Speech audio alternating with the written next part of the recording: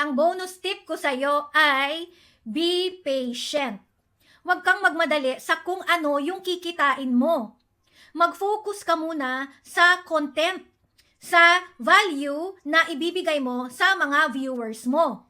Kapag nagawa mo yan, hindi mo na kailangang magmakaawa sa mga viewers mo na bigyan kanila ng stars o makipag-engage sila sa'yo. Kusang loob yan na binibigay kapag nagustuhan nila yung video mo, kapag may natutunan sila sa video mo, kapag may value ka nang naibigay sa mga viewers mo. Kailangan mo talaga munang mag-effort. Pero ito naman ang masasabi ko sa'yo. Lahat ng paghihirap mo, magbubunga yan, guys. Kapag napansin ka na ni Meta, lahat ng paghihirap mo, lahat ng effort mo, lahat yan mapapalitan ng saya.